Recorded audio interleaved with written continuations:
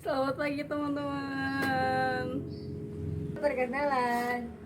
Tak kenal maka tak sayang. Oke, sebelum kita bincang-bincang tentang podcast pagi ini, alangkah baiknya perkenalkan diri masing-masing. Oke, dari saya dulu ya. Perkenalkan, nama saya Nadila Faratun Amalda. Saya mahasiswa Universitas Islam Malang, jurusan Pendidikan Agama Islam. Ya, kalau saya, nama saya Siti Rahmawati, biasa dipanggilnya Rahma. Al-Hikam dari daerah Sumat. Sekarang semester 3 ngambil jurusan tentang manajemen pendidikan. BTW kita satu asrama. Beda-beda kampus, bahkan beda-beda daerah. Beda benua, Ya, betul sekali. tapi nggak beda dunia juga. Ya. Oke, aku mau nanya nih, di masa sekarang ya, ini kan kayak masa-masa pandemi nih. Dari kuliahnya dulu deh, gimana kuliah di masa pandemi sekarang ini? Kuliah di masa pandemi. Iya, oh ya, Mulai- nama panggilan dong biar Mulai dari bulan Maret, kalau nggak salah, bulan Maret di Indonesia pas banget lagi maba. Iya. Pas banget lagi maba. Akhirnya udah hampir 1,5 tahun ini, sampai dari semester awal sampai sekarang. Ya alhamdulillah online terus. Jadinya ya belajar belum bisa maksimal karena emang apa ya, namanya bertemu dengan materi laki kan itu penting banget kan. Kalau misalnya cuma sekedar melalui video kan kayak kurang maksimal dan kurang kondusif juga. Ada yang belajar sambil tiduran, ada yang belajar sambil makan gitu. Itu juga bisa jadi penghambat buat apa namanya, susah paham sama materi-materi yang dikasih oleh guru.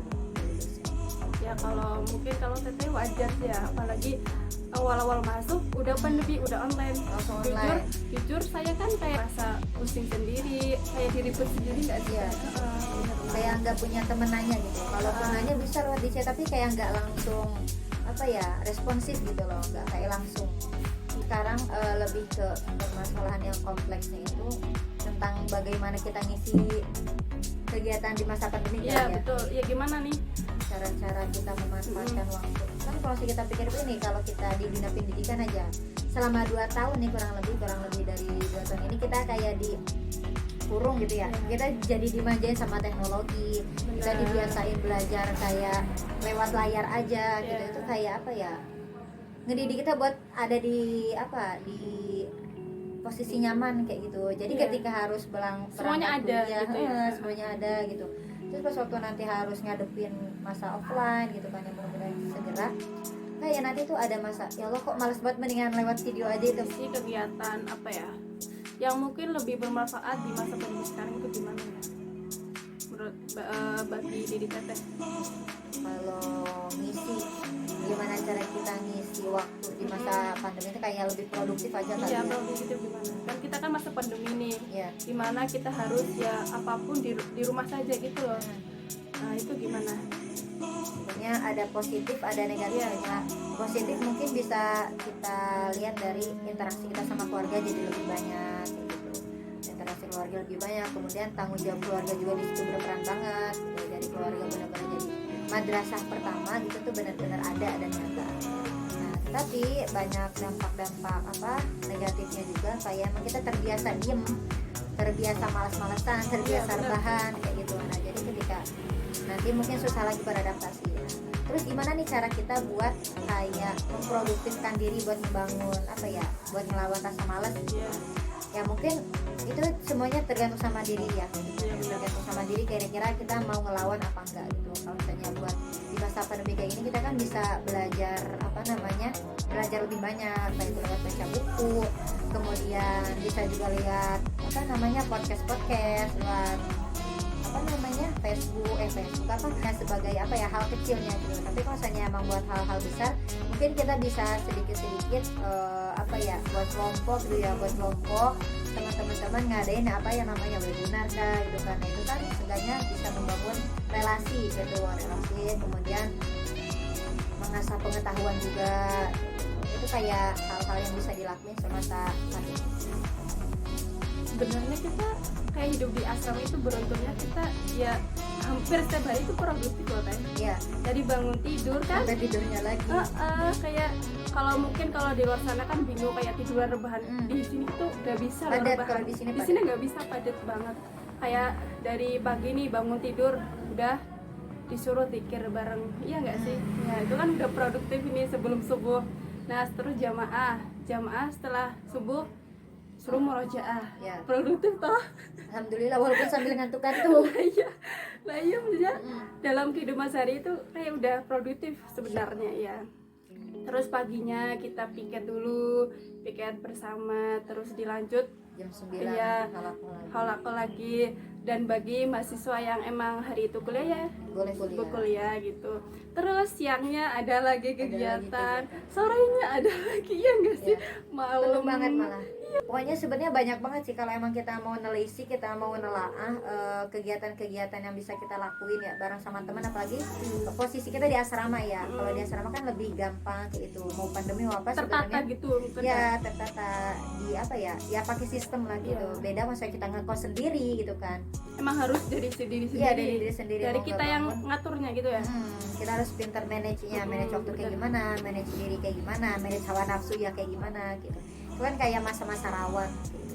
Nah, Mungkin kalau di luar sana teman-teman bisa kayak ngelakuin suatu hal kecil yang emang bermanfaat. Nggak usah besar-besar sih ya. Iya. Kalau maksudnya kalau kita mandang yang bermanfaat itu nggak usah besar-besar, yang cukup kecil-kecil aja. Mungkin kayak dari apa ya, kegiatan sehari-hari mungkin lebih diproduktifkan lagi. Kayak kita bisa ini nih kayak apa ya, memanfaatkan fasilitas yang ada dari HP bisa, Facebook bisa, dari IG bisa kan ya.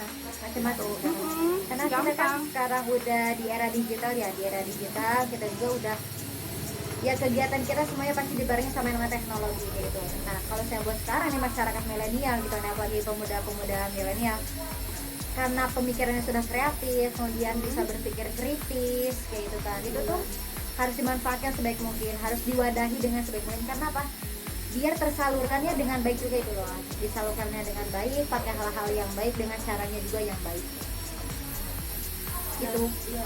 Oke, pembahasan selanjutnya yaitu tentang peran pemuda dalam mewujudkan bangsa di era milenial sekarang. Mana Teh? Menurut Teh itu gimana? Peran pemuda, kan Teh sebagai pemuda nih. Kemudian Oh iya. Gimana?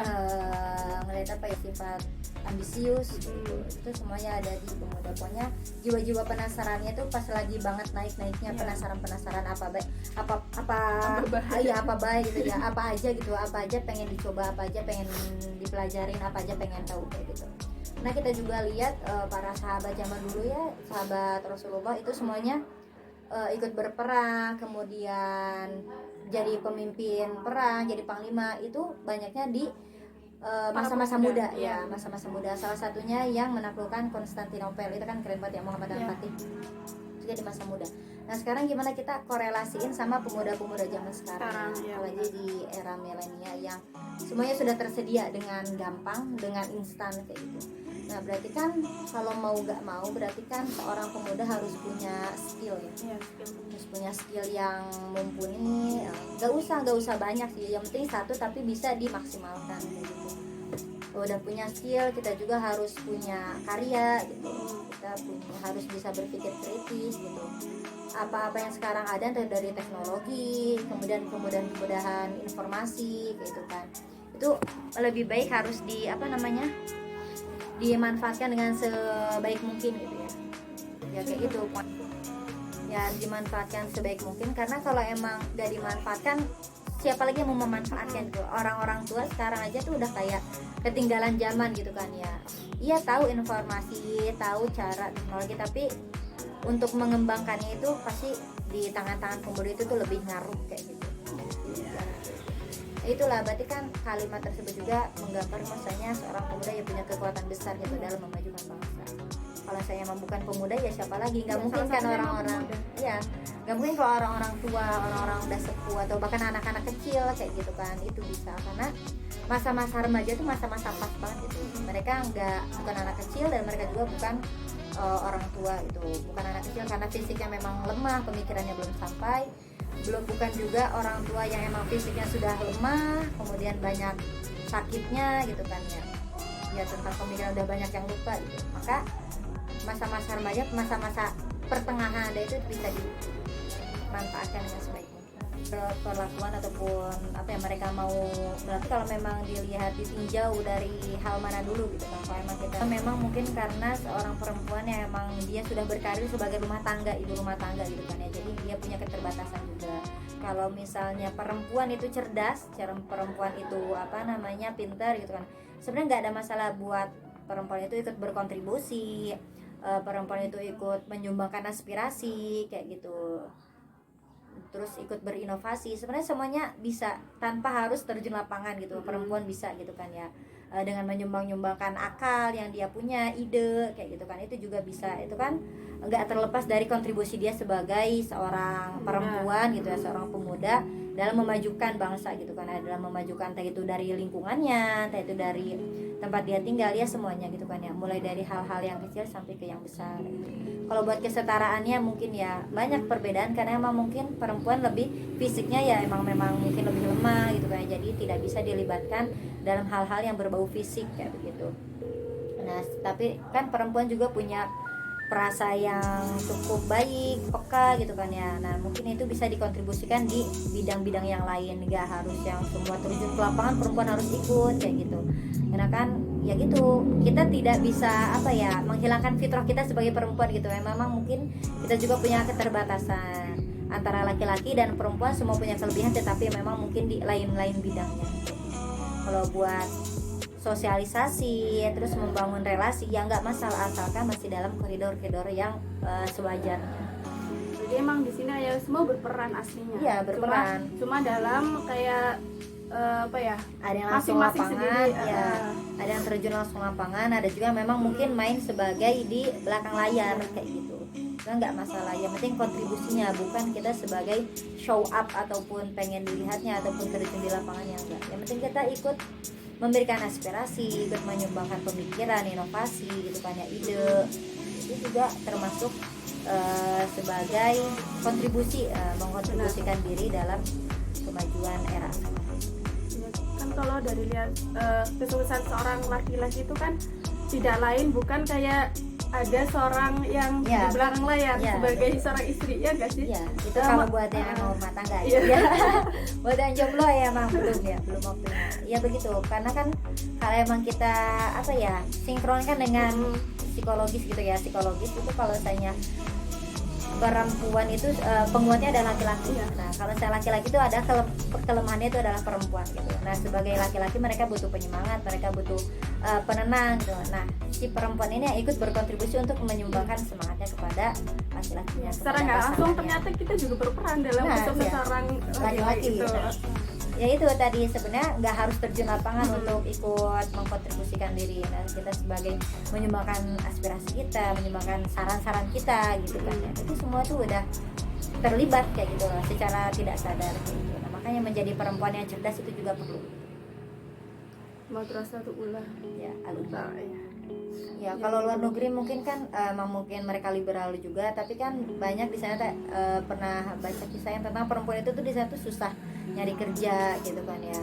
Terus perempuan suka mendapatkan kekerasan fisik, diskriminasi kayak gitu.